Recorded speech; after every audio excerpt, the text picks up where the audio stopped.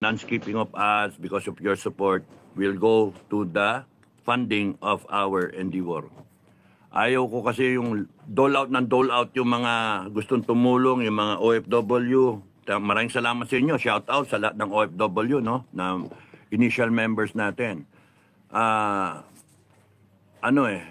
Yung mahirap din yung buhay ninyo. Kaya alam ko na pangit yung asa ng asa sa inyo. Gusto ko umikot yung capital. Wag na tayo. Ayoko nang sumali sa mga rally na yan eh. Pera-pera rin yung mga yan eh. Yung dating ng ng ibe. Hindi lahat. Tapos capital preservation, yun yung mahalaga. Whatever na ma-fuse together natin, na resources natin, talent, etc., experience, we use it to create what we want to have in the future, yung vision natin, and then makatulong tayo sa mga member natin, sa pamilya nila, at sa mga komunidad. And in so doing, nakakatulong na tayo sa gobyerno. Hindi yung sita. Inan nyo, gobyerno. Wala tayong magawa eh. At least meron tayong pupuntahan. We are providing hope for the fatherland. Anita Benavente, good morning, Capdado. Hello, my love of SFGF. Good morning, General. Thank you. Erlinda Flores, kumusta po, sir? Okay lang. Okay lang, low blood eh. November Rain, SFGF, Makati. Thank you, November Rain. Good morning, Chairman Capdado, watching from Makati City. Roychi Tomato, good morning, Sir Capdado. Lauro Uy, good morning, Sir Capdado, watching from Isabela. Kamusta mga taga Makati at taga Isabela? Lauro Uy, at saka si November Rain. Galaxy, good morning, sir. Mag-ingat po kayo and take care. Always, sir, we support you po from Singapore. Maraming salamat, taga Singapore. Kamusta kayo lahat dyan? Organize kayo, sali kayo SFGF, no?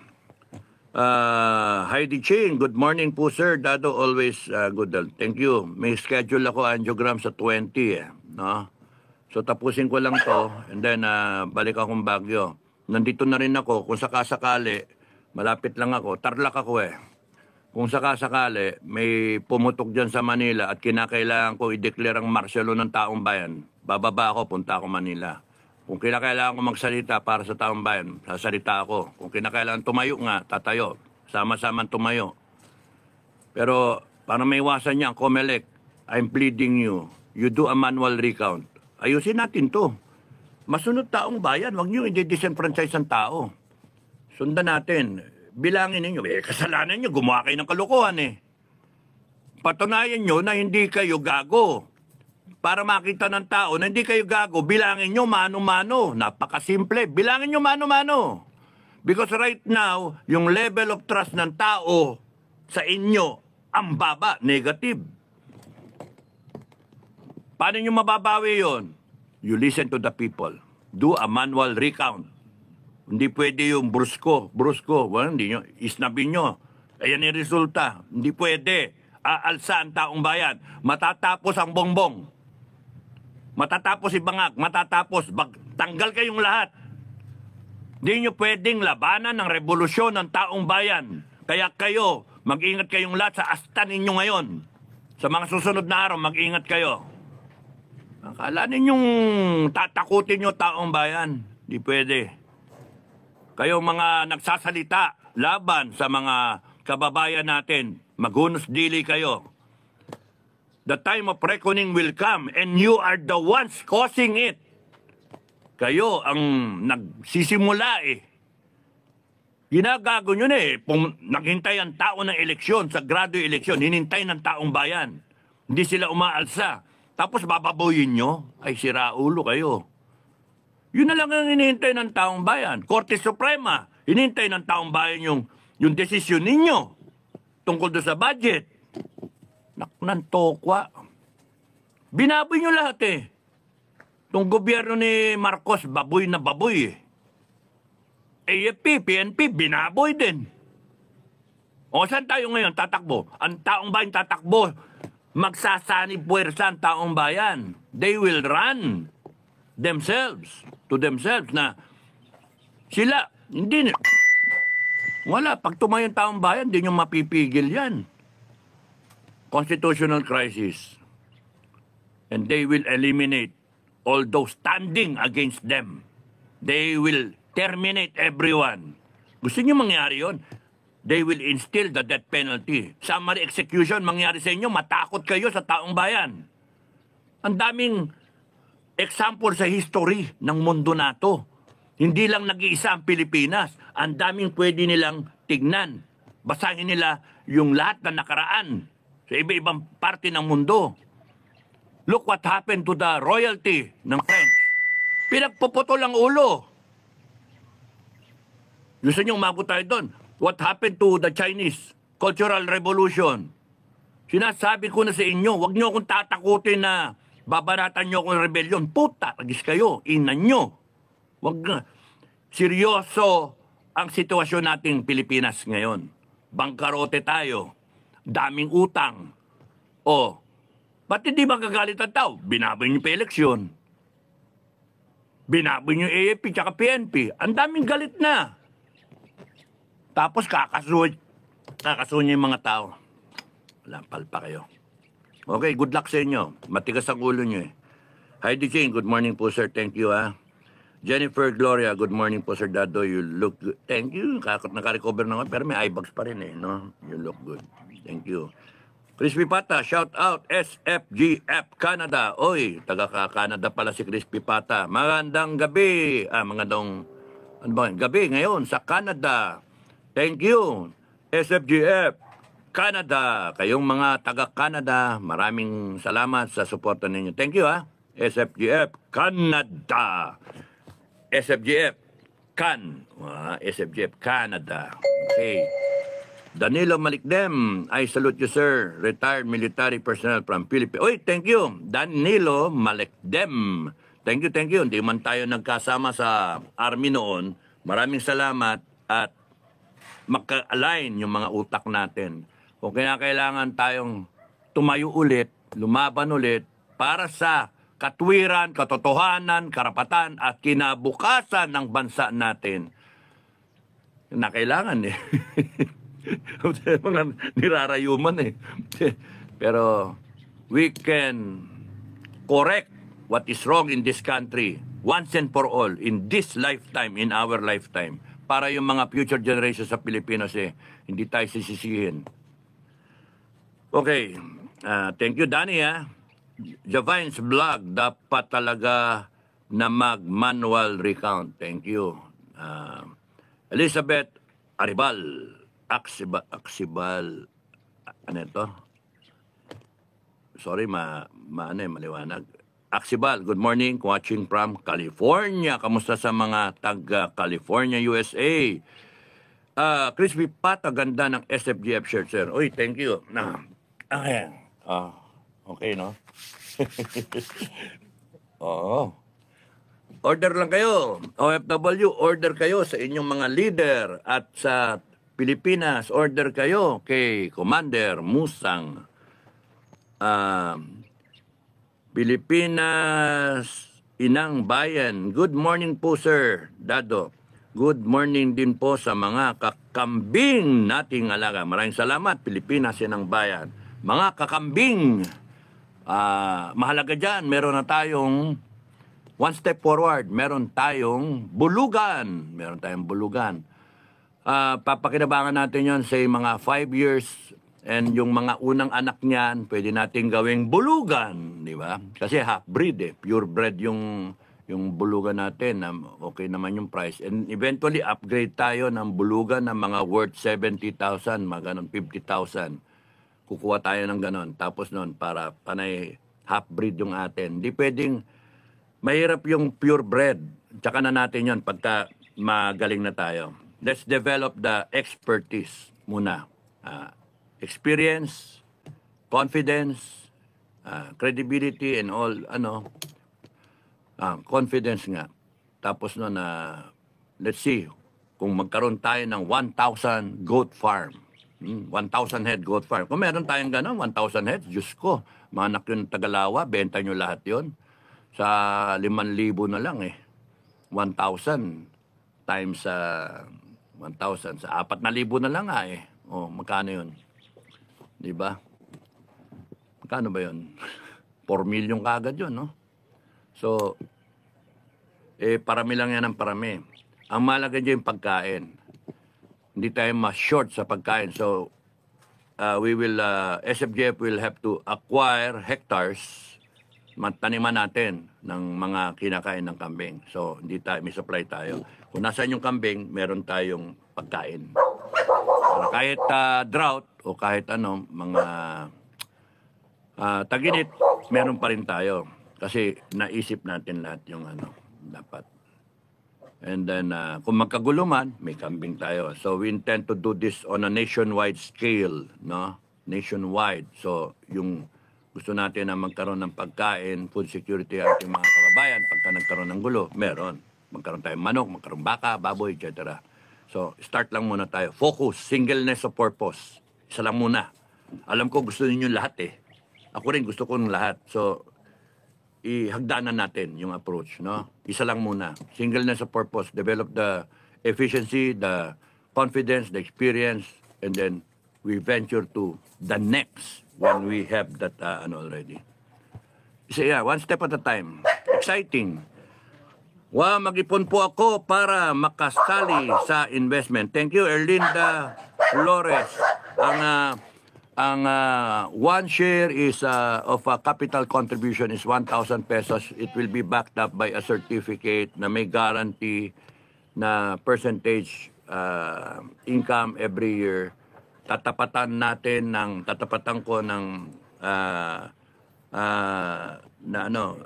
tawag dito, 1-to-1, no, 1-to-1 na surety na ibig sabihin if nakakalap ng 1M na investment, may 1M na katapat. So walang lugi, hindi man lugi, no?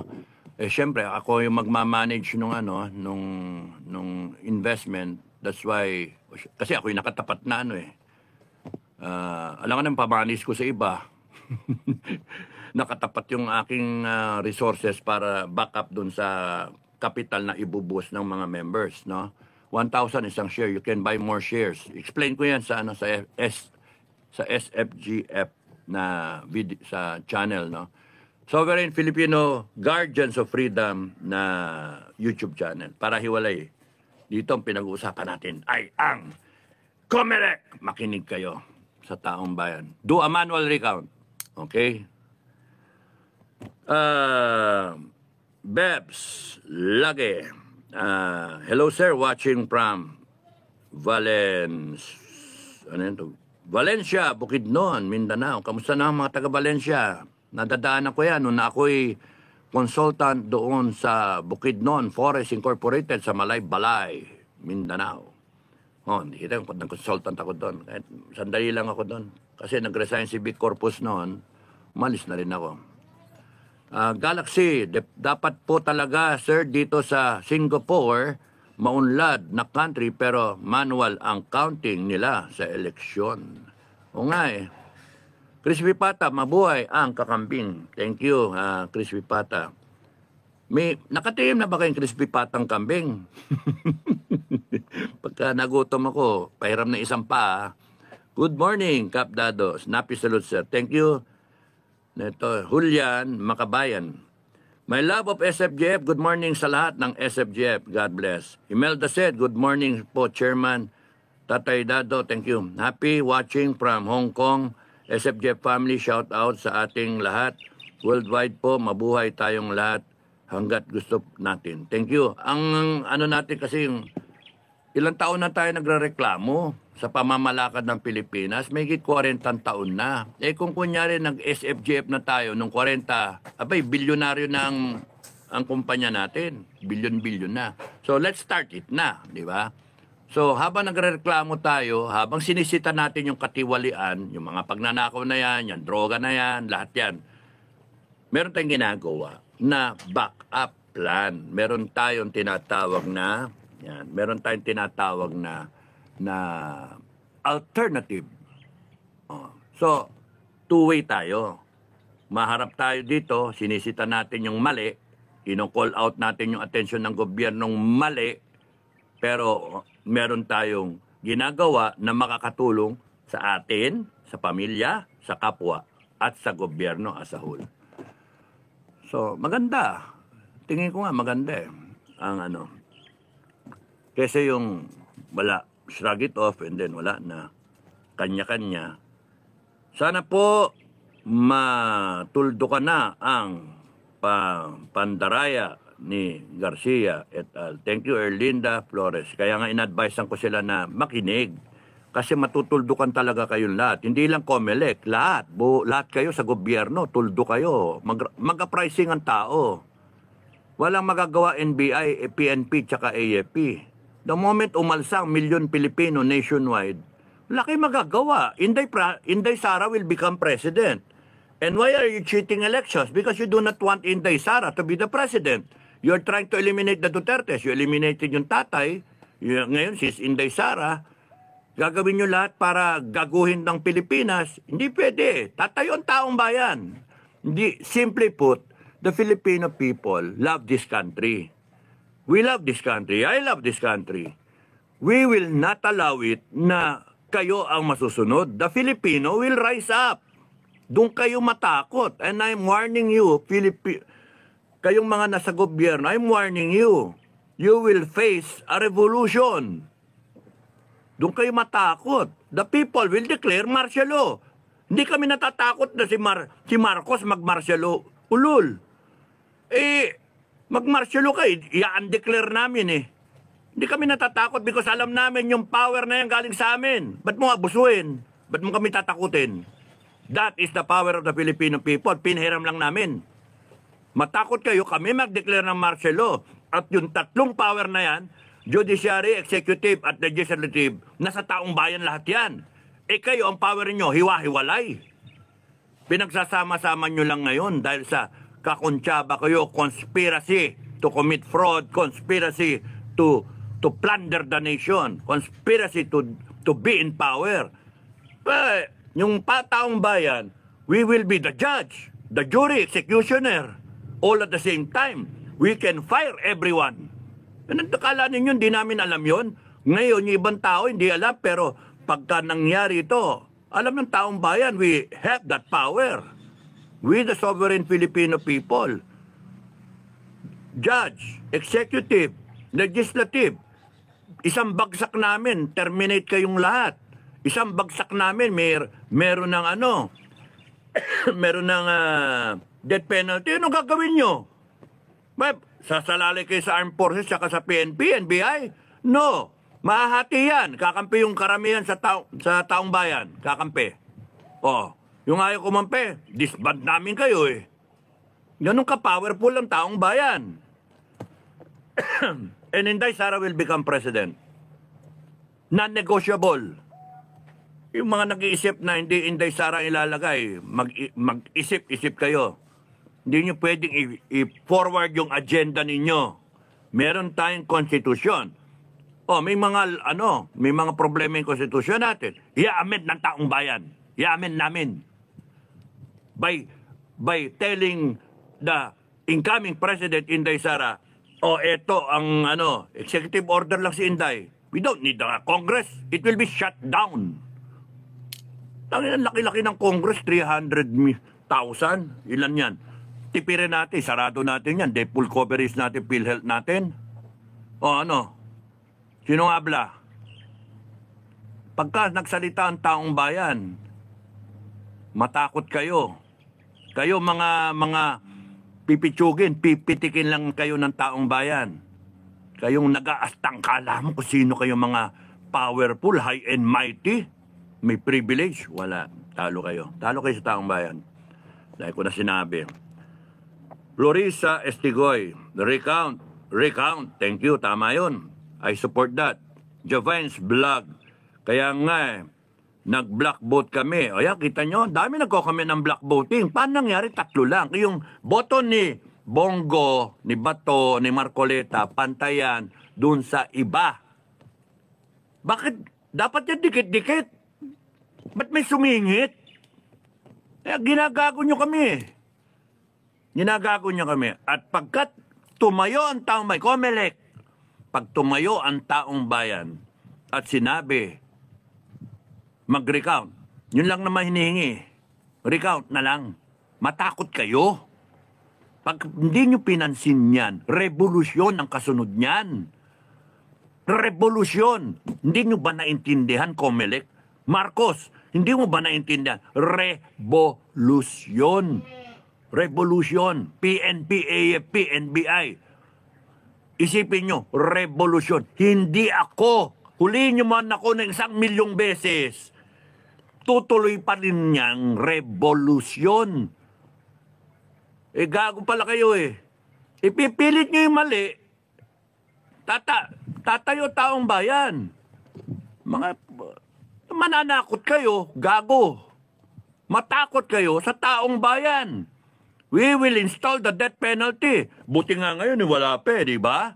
Ninintay namin yung Congress saka yung Senate. Please, ipasa nyo yung death penalty. Lintik na yan. Sige, birahin nyo pa ng birahin ng taong bayan. Takutin nyo pa. Gagawin nyo pa. Isang ganyan lang, may death penalty tayo. Magre-revolutionary government ng taong bayan. Isang ganun lang. Lahat kayo kulong. Lahat kayo bitay. O, sino nga abla? Kaya matakot kayo because yung power ninyo na pipiraso-piraso, judiciary, executive, legislative, lahat kayo sa ilalim ng executive. Galing lahat yung power na yan sa taong bayan. Buong buo. Buong buo. Kaya matakot kayo, hindi nyo naintindihan yung setup eh. Sinasabi, in-explain ko sa inyo. Tapos tatakutin nyo ko, mga gunggong. Takutin nyo. Kahit 1,000,000 ng kaso, ilaglag nyo sa akin. 1,000,000 na kaso. No ngayon, tinakot nyo ba ako? Natakot ako? Hindi nyo mapipigilan ng taong bayang gugulong, sasagasaan kayo. And it will be one executive, revolutionary executive order after the other. Doon kayo matakot. The people can shut down Comelec, shut down Congress, shut down, even change the government. Matakot kayo. The people can amend the Constitution if they like to. I'll talk about it sa mga susunod na mga vlog. Ethel Erlina Flores, thank you ha. Pilipinas Sinang Bayan, Sir Dado, mas maganda pakambing natin kaysa mga hudas na politikong nasa Pilipinas. Dapat sila may sungay at buntok. Eventually mag-alaga ako ng buhaya no? Mag-alaga ng buhaya. Lahat ng korap doon ko'y tapon. Pakainin ko ng tao. Yung mga buhaya. May love of SFJ. Milyon nga. Minus ka, Atty. Vic, sabi ni Maharlika. Ano itong milyon nga minus ka? Milyon ang na minus ka. Yun nga eh. Atty. Vic, nagkamay kami. Inendurso ko na si Atty. Vic. Kasama siya sa top 10. Tinaas yung kamay ni Atty. Vic ng mga Duterte. Duterte, Atty. Vic. At kasama si Kibuloy, Lambino. Lahat sila. Hinlo. Bakit anyari? Ang lumabas 3. Pagka lumabas ang isa dyan, lalabas yung siyam. 3 yung pinalabas mo, dapat talagang lumabas yung 10. Nawala yung 7 eh. Kasama si Bongo Bato, Marcoleta. Kung lumabas yung 3, ibig sabihin, maka-Duterte yung bumoto eh. Ang maka-Duterte, mag-straight eh. Pipilit niyo 3 lang yan, sinaksakan nyo ng 7. Yung dalawa eh, tinaas ni Inday Sara eh. Si Aimee, tsaka si Villar eh. 5 yun. Nasaan yung 5 na dapat kasama doon na galing sa Duterte? Nasaan na? Anak ng toko, ayan. Kaya nga, dinaya talaga. Ngayon, para manahimik ang taong bayan, Comelec, na may karapatan sabihin dinaya, hindi pwede sabihin nyo, mga maingay yung nagsabing dinaya. Para matahimik to, para walang revolusyon, mag-manual counting. Yun yung sa akin, advice, yung akin eh, unsolicited advice. But it is an intelligent advice. If you want